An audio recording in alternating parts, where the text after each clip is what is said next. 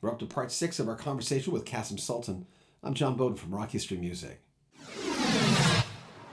He was a longtime member of Utopia with Todd Rundgren, also a longtime collaborator with Todd as a solo artist. Played with Joan Jett, The New Cars, Meatloaf, Blue Oyster Cult, Scandal, Hall Oates, and a lot more. Here's Kasim Sulton.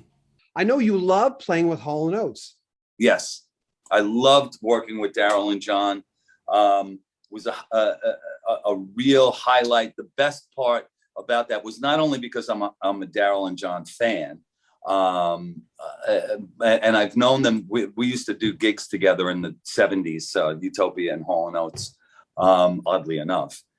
And but when I worked with Daryl and John, there were two other guys in the band who are no longer with us. One was the keyboard player, Bobby Mayo, who played organ and piano in the band, and one of I can't even.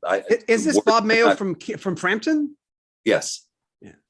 Yeah. I could not even find words to describe what a brilliant musician Bobby Mayo was. And did you meet him? Yeah. Did you meet him there? Yes. Yeah, I did. I met him with Daryl and John.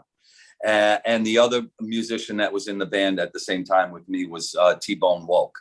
And T-Bone, as a bass player and as a human being, was I am so incredibly lucky to have known and worked with those two guys that, I'm blessed and a very, very lucky guy.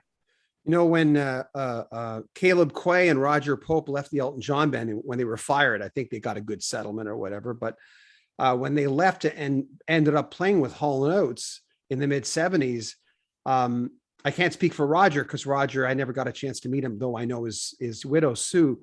But Caleb said it was just a hoot. It was just, he just loved playing with them so much. I loved working with Daryl and John. I really did. The music is just, the songs. And at that time, that was the late 80s, early 90s. And they were just firing on all cylinders. And it was a really fun time. So did you open, what circumstances did you open for Zeppelin, or did I read that wrong?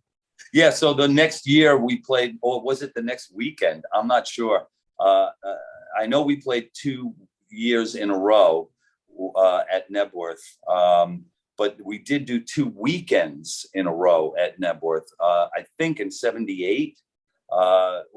So in 77, I don't know, you're the research maven. So in 77, we played with the Rolling Stones, or 78, we played with the Rolling Stones. In 79, we played with Led Zeppelin. It was one of the last shows that John Bonham did with the band. Radio show. Yeah. Tell us about your radio show. I have a radio show on terrestrial radio every Sunday night at 7 p.m. I'm also on in 3 other markets. So the show debuted on a Woodstock station called Radio Woodstock, WDST 100.1 on your FM dial. It's also on online at radiowoodstock.com. We're also in Roanoke, Virginia, Lake Charles, Louisiana. And now we're on a Texas station. It's called It's My World, and welcome to it. It's an hour of really diverse music, stuff that I listen to, new stuff. I do a little bit of history on the show. Like I'll do a little talking about where the song comes from, what's behind the songs, working with artists. Every so often I'll do an interview. And I just love the fact that I have a radio show. I grew up on radio. When I was a kid, my folks had the radio on in the kitchen from 7 a.m. until 11 p.m.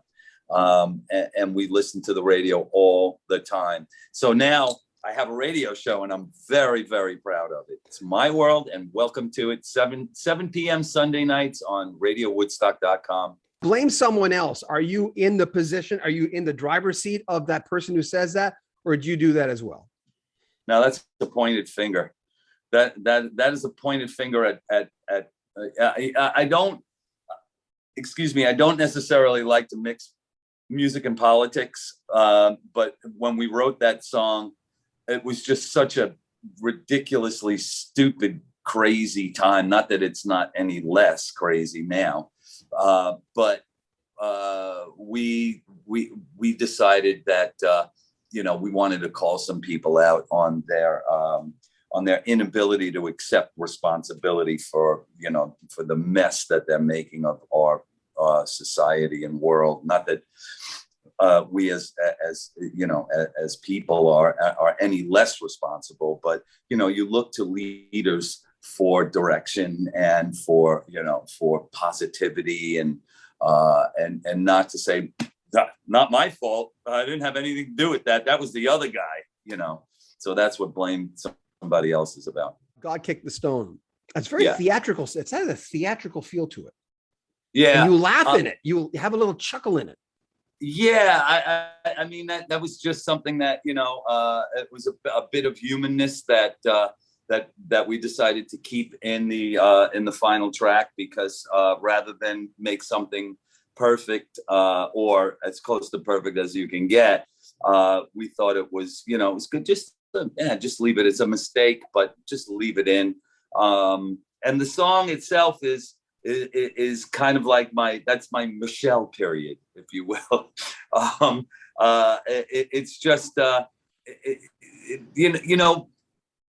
when you're writing for a record, when you're trying to make a well-rounded record, you want to include as much diversity, or at least I do, as much diversity as possible. So that's where that song came from. It's just a little quirky little song, like something you might find on any record by any artist. That's just a little diversion. If you want to hear the entire interview via podcast or video, the links are in the description of this video. Make sure you comment on our video, subscribe to our channel, and share our videos. I'm John Beaudin from Rock History Music.